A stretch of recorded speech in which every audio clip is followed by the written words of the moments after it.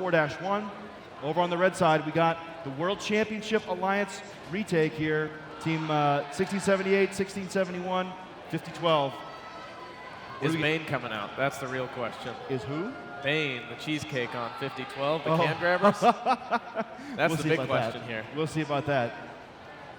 All right, well, we'll have to take a look after this. Oh, looks like something's on the robot. Jeremy's got those claws in the cans. Oh boy, we'll have to see what happens here.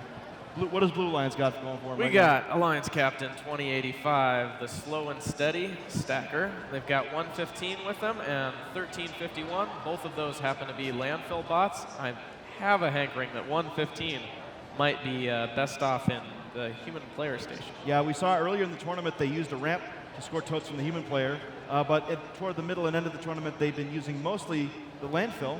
They've had more luck there, and they've had partners that have wanted the human player stations more. So we'll see what strategy they choose, and we'll get ready for a quarterfinal match 4-1, the last of our first round of quarterfinal matches. Pat, take it away.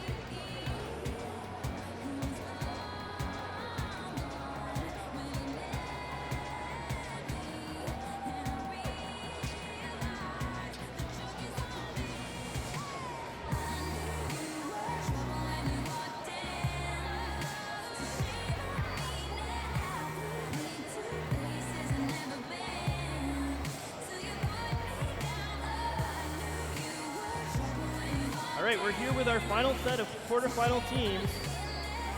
On the red side, we've got Alliance number 3. First up, the team that won the Chairman's Award this year in Sacramento, it's Team 1671. From Clovis, it's Buchanan Bird Brains.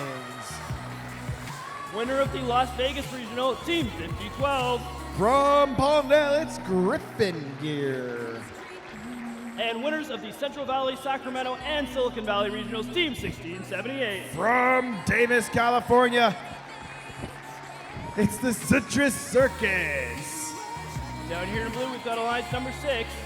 First up, winners of the Entrepreneurship Award this year in Utah, Team 115. From Cupertino, it's NBRT.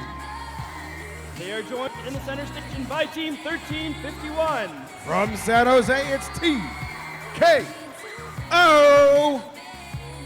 And captaining this alliance, they were finalists this year in Sacramento. They were finalists this year in Silicon Valley. They're looking to do better than that. It's Team 2085. From Vacaville, it's the Robo Dogs. Drivers behind the line. 3, 2, 1, go. Quarterfinal 4, match number 1. Citrus Circuits trying to stack up 3 in autonomous. Their partners, Griffin Gear, grab 2 cans off that middle step. And they stack up those 3 successfully. 20-0. Advantage red in the start of the match. 1671 has a can. Can they line up their ramp robot and start stacking? On the blue side, 2085 has a stack started of their own.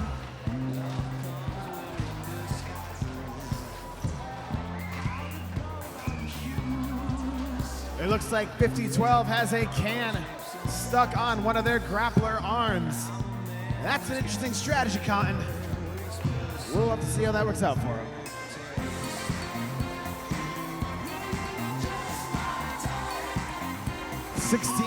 .71 scores a stack of 6 with a noodle on top, increasing their lead to 104 to 36. 1678 has also put up a stack of 5.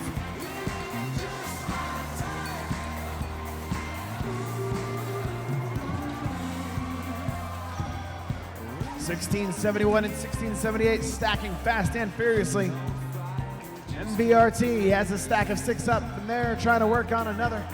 Having a hard time getting aligned here.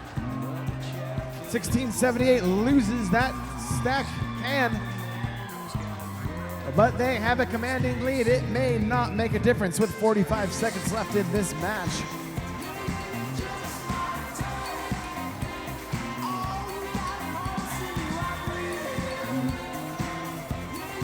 (1351) has a stack of 4 in their robot with a can in their grasp. If they can put that down, it'll be worth more points as their partner.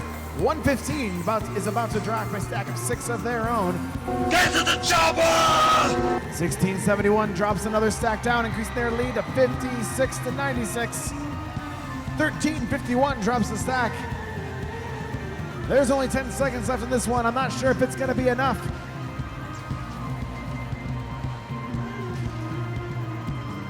And that's the end of it.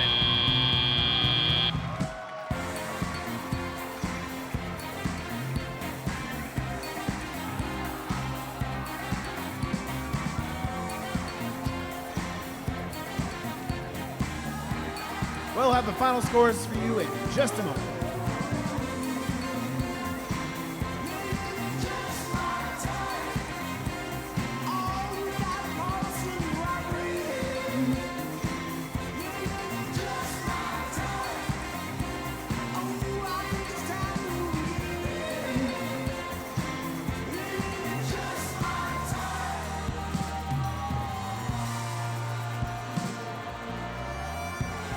We have the final scores from that match going up.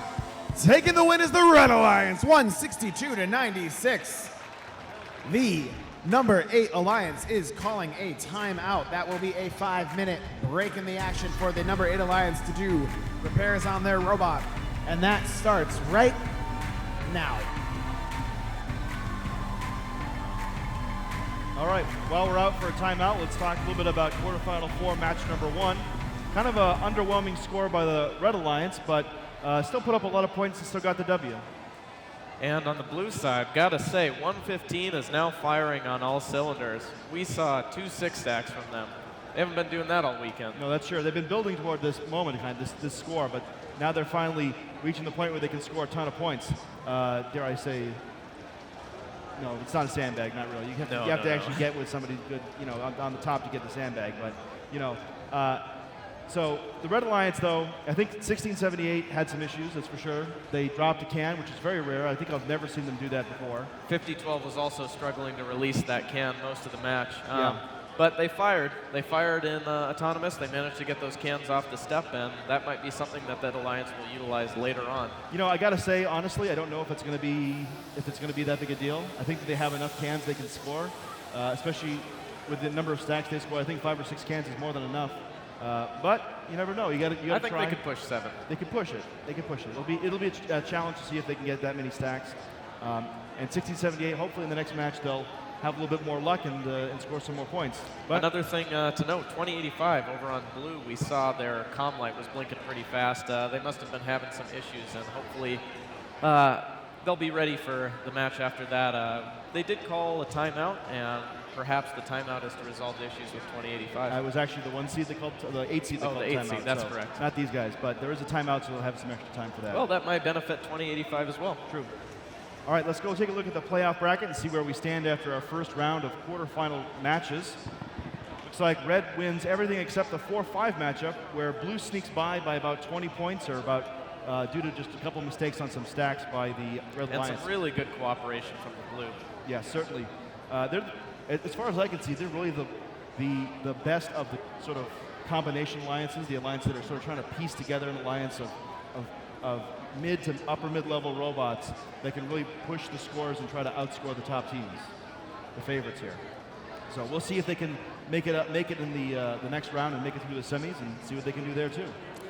Well, while we're waiting, thanks to the timeout, you got something for us, Francis? We do have something for us. We're going to give away a Game Sense T-shirt. Oh, hide that.